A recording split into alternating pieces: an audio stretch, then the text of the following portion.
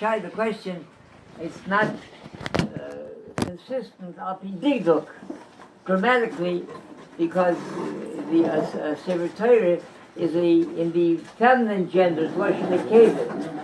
So that's why it says V'hoysa Imoy. You should be with him. Hoysa, Lashon Nekeva. But then the pasuk goes over V'koral Voy into Lashon Zohar. It should continue V'koral Vo. It should be Lashon Nekeva. You'll be talking about learning and reading, studying Torah. Some persons say that here, when it comes to V'koral Voy, it's not referring to the Sefer Torah itself. It's referring to V'koral Voy, that the Melech, when he learns Torah and he absorbs in his all of his limbs, he absorbs Torah. So you see before you a living Sefer Torah, V'koral Voy. When you look at him, you see before you a living Sefer Torah. And this is what we see by our Gedolim, those Moshe Zochon Baruch, the Ban Zochon Baruch, all the Gedolim, Rav Shachar, all the Gedolim, Rav Yosh, all our Gedolim that we saw, the Briskro, all of them that we saw, Satmarov. When you looked at them, you saw before you a living Sefer Torah. In the way they conducted themselves, there's no such thing as a personal life. The way they conducted themselves, it was a living Sefer Torah in front of you. There was I told a story before, the Torah Rebbe, Torah in Canada. So a Yid came to him, a Shlemazel. He had a job, looking for a job. Every Monday and Thursday, he had to look for a job. So he came to the Torah, he said to the Rebbe, he said, give me a bracha that I should find favor, in the eyes of my employer. I should have a Rich I should be able to keep the job. So he said, every Monday and Thursday, I look for another job. I have K'nai Nahor, a big mishpacha. I have daughters I have to marry off, I have to have chasnas, I have to have parnasim. He said, you don't need a job, you need money. He said, Hashem should help you what you're missing, you should have. Shortly thereafter, he bought himself a lottery ticket and he won $5 million. So this happened 35 years ago.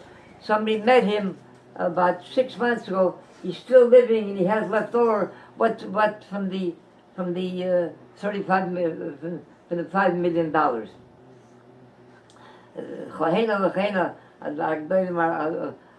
There's many stories like this.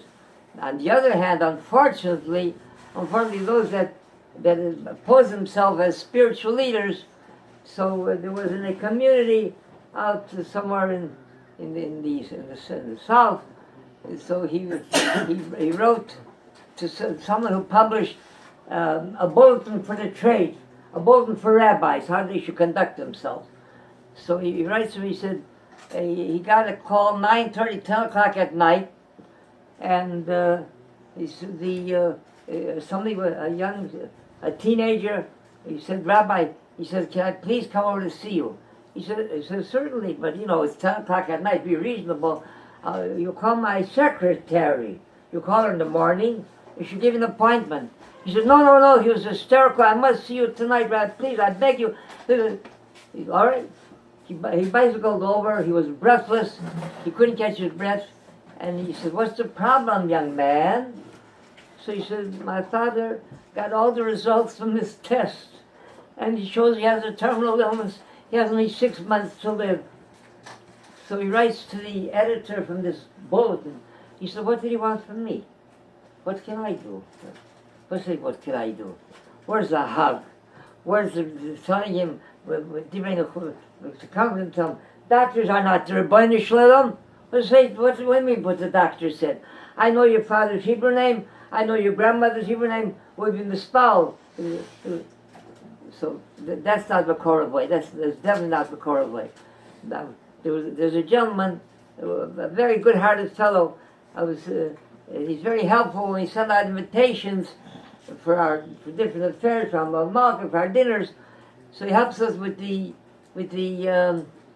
addressing the correspondence.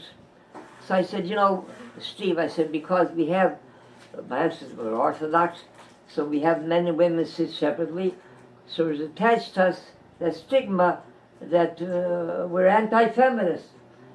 So we're sending an invitation to a doctor. So Dr. Arthur Goldberg. Should we address the Dr. and Mrs. Arthur Goldberg? Or should we mention her also? Dr. and Mrs. Arthur and Jean Goldberg. So he says, we have the same problem in our temple. I said, what do you mean in your temple? He said, well, when we address our rabbi, so should we address him Rabbi Samuel Cohen and Mr. Andrew Levine? Or I said, you don't mean to tell me? Is that what you're telling me? I said, you know, when we talk about driving in a car on Shabbos, we talk about answering tov on Shabbos, writing on Shabbos, or different mitzvahs, different of the commandments. So you say your rabbi explained to you that that's not necessary. That's only interpretation. I said, but this is written openly. It's open to the scriptures. It's abomination. What do you mean? So he said, well, that's his personal life. There was no such thing as a personal life. But their personal life, that's what they were. But a personal life. Franz ben Akash Omer, Ratzak Harifuch, Zaki says Yisrael, Zika Turan Ter Mister Shnemar, Admechol is Manchitkoi, Yablu Torah V'yadim. Gadal, Mitzvah, Shmei Rabbi,